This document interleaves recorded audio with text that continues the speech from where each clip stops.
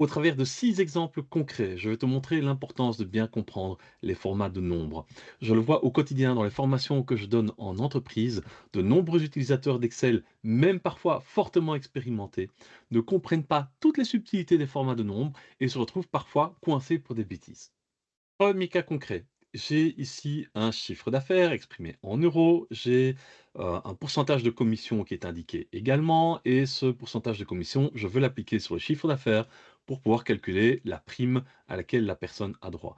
Et donc, c'est une simple multiplication à réaliser entre les deux nombres que l'on voit ici, mais lorsque je valide, tu vois qu'au lieu d'obtenir 25 000 euros, j'obtiens 23 750. Et ça, je peux te garantir que c'est quelque chose qui perturbe un très grand nombre de personnes. J'ai fait exprès de le faire ici sur un calcul qui est très simple. Il est clair et net que ici, mon calcul est correct. Il n'y a aucune raison que ce ne soit pas bon. Et tu dois retenir que Excel ne fait jamais d'erreur de calcul. Donc le problème vient d'ailleurs. Il vient d'où? Il vient des formats de nombres. En l'occurrence ici, si tu regardes le pourcentage de commission dans la barre de formule, il n'est non pas de 10% comme on me le voit affiché ici, mais de 9,5%.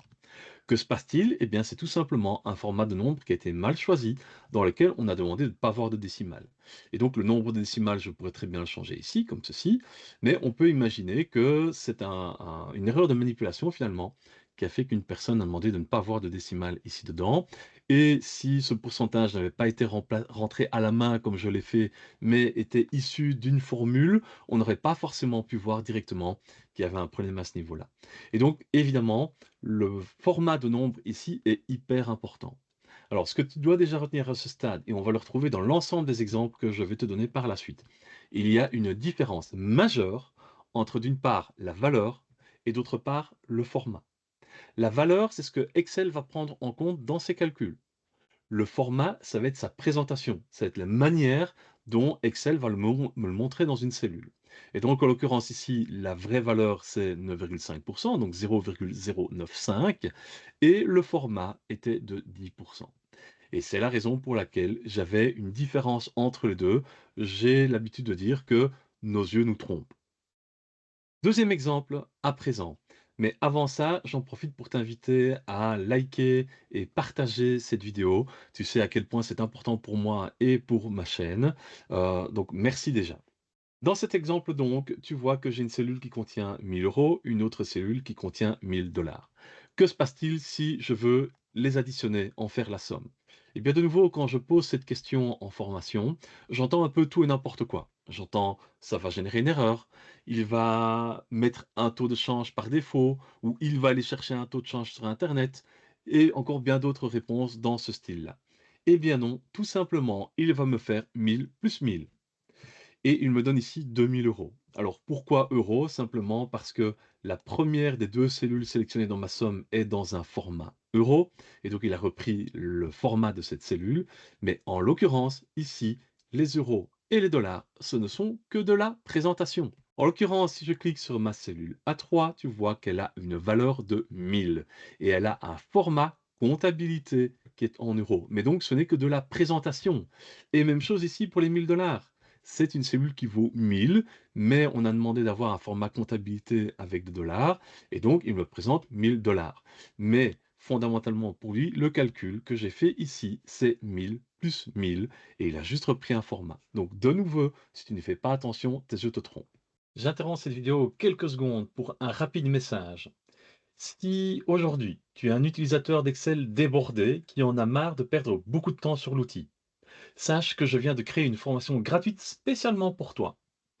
Pour en profiter, tu as juste à cliquer sur le lien dans la description de cette vidéo et inscrire tes coordonnées pour pouvoir accéder à cette formation. Ne rate pas cette occasion. Et maintenant, retour au sujet principal de cette vidéo. On est à présent au troisième exemple et je dois t'avouer que c'est celui qui perturbe le plus mes apprenants en formation. Et d'ailleurs, si toi-même tu es étonné par ce que tu vas voir ici, je t'invite à me le dire en commentaire. J'ai donc une cellule qui contient un temps presté, une autre cellule dans laquelle on a un tarif horaire. Et donc, si je veux voir combien on facture, eh bien, de prime abord, on va se dire, bah, c'est le temps presté qu'on multiplie par le tarif horaire. Mais lorsque je fais ça, tu vois que j'obtiens le résultat de 20,83 €, alors qu'on s'attend très objectivement à avoir 500 puisque, c'est 50 € par heure.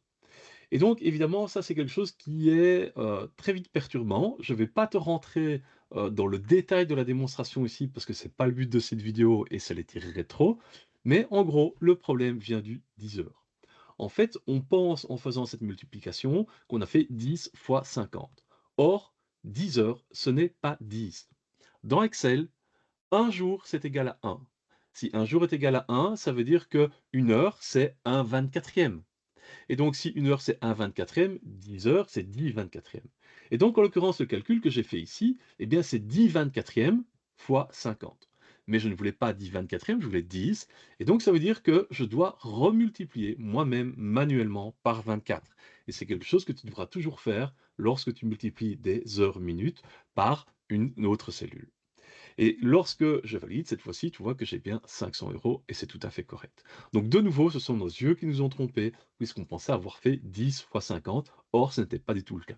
Nous voici déjà au quatrième exemple. Tu vois que j'ai ici un tableau avec un certain nombre de temps prestés. Je voudrais faire la somme de ce temps presté pour avoir une idée de tout ce qui a été passé sur le projet. Et donc, je vais utiliser ma fonction de somme que je vais appliquer sur ma colonne de temps. Et lorsque je valide, eh bien, tu vois que j'obtiens comme résultat 8 heures. Or, on s'attend évidemment par défaut à avoir 32 heures puisque j'avais 4 fois 8 heures. Eh bien, de nouveau, dis-toi que le calcul n'est pas mauvais. Et d'ailleurs, tu ne peux pas voir quoi que ce soit de mal fait en termes d'opération pour la somme. C'est même une opération qui est très basique et très simple. Pourtant, il y a quand même quelque chose qui nous gêne ici. Eh bien, dis-toi que de nouveau, ce sont uniquement nos yeux qui nous trompent. Le résultat est bon, mais en l'occurrence, ce qu'il fait ici, c'est qu'il ne m'affiche que les heures. Mais pour lui, il a incrémenté aussi le jour, mais on n'a pas demandé à voir les jours.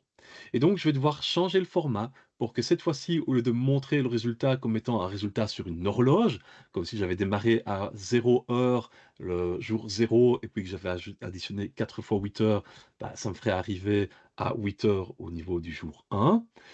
Eh bien, ici, je vais lui demander d'afficher les heures comme un chronomètre l'aurait fait. Et dans ce cas-là, je dois aller dans mes formats. En l'occurrence, ce sont dans les formats personnalisés où je vais venir mettre les H entre crochets. Et ça, c'est ce qui lui permet de dire que il peut me les mettre en valeur absolue. Et tu vois désormais que j'ai bien 32 heures. Mais retiens bien quand même que si j'avais utilisé la cellule telle qu'elle apparaissait avant en C2 pour faire un calcul, le calcul aurait été tout à fait correct. C'est juste qu'on reste perturbé si on n'adapte pas le format de cette somme. On reste un peu dans la même logique ici de temps presté, et c'est quelque chose que j'ai moi-même forcé, mais parfois c'est encore plus vicieux. Donc tu vois qu'ici au niveau des temps, pour les heures, au lieu d'encoder 2 points, j'ai encodé avec un seul point. Donc j'ai mis 4.0, 4.0, 6.0, 6.0. Lorsque je veux en faire la somme, malheureusement, ça ne fonctionne pas. Pourquoi? Parce que ceci ici, ce ne sont pas des nombres. Et donc, si tu as un problème ici, tu peux autant que tu le souhaites venir changer le format de nombre ici, ça n'y fera rien. Un format de nombre, si tu veux le changer, il faut forcément que tu aies un nombre dans les cellules. Or, ici, c'est du texte. Et d'ailleurs, tu vois que dans le menu, il me met la même présentation pour chaque format. C'est bien la preuve que ici, ce sont des textes et non des nombres qui sont encodés. En l'occurrence, ici, il faudrait que je remplace les points par les 2 points pour rectifier. Mais là où c'est plus vicieux, il y a parfois des logiciels dans lesquels tu encodes correctement, mais lorsque tu fais un export, ces nombres qui pourtant visuellement apparaissent comme des nombres et tu pourrais très bien avoir 42.00 pour 4 heures, sont malheureusement exportés comme étant du texte. C'est encore une situation à laquelle j'ai été confronté il n'y a pas très longtemps. Un client qui était typiquement dans cette situation-là, mais qui avait encodé des temps dans un logiciel et puis qui avait fait un export pour pouvoir calculer les montants à facturer, se retrouvait coincé parce qu'il n'arrivait pas à faire la somme de ces temps. Et donc là, en l'occurrence, il fallait convertir ces nombres qui ressemblaient, enfin ces textes, pardon, qui ressemblaient à des nombres en nombres. Et donc, attention, prends bien garde à ça. Si tu as le moindre doute, viens voir dans le format de nombre. S'il n'y a rien qui se présentent différemment, c'est tout simplement parce que ce ne sont pas des nombres et donc potentiellement du texte. Nous voici déjà au dernier exemple que je veux te présenter dans cette vidéo qui fait partie de ma formation gratuite pour utilisateurs débutants et avancés, puisque comme tu l'as vu, évidemment, même les personnes qui sont déjà plus avancées peuvent potentiellement avoir encore méconnaissance de certains des points que je viens de te présenter. Et ici, c'est de la pure présentation et ça génère régulièrement également des incompréhensions au niveau de mes apprenants. Tu vois que j'ai 2 cellules dans lesquelles j'ai exactement le même nombre, c'est le nombre 0 et je vais appliquer 2 formats distincts. Ici à gauche, je vais appliquer le format monétaire que je suis obligé de venir chercher ici dans le menu et là à droite, je vais appliquer le format comptabilité qui est également présent ici dedans, mais que j'ai en raccourci ici. Alors que tu vois que j'ai exactement la même valeur puisque je n'avais pas mis de mise en forme, tu vois que la présentation est différente. Et là où ça génère parfois des incompréhensions, c'est que j'ai des personnes qui me disent: «Ah Jean-Michel, c'est bizarre, toi ta cellule est vide et moi j'ai zéro ou l'inverse. C'est tout simplement parce qu'on ne travaille pas avec le même format.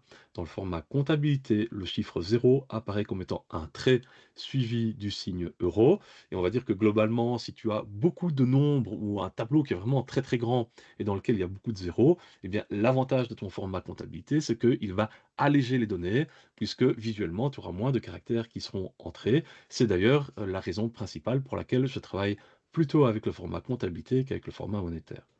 Mais donc, on a bien exactement la même valeur, c'est juste une présentation qui est un petit peu différente entre un format monétaire et un format comptabilité.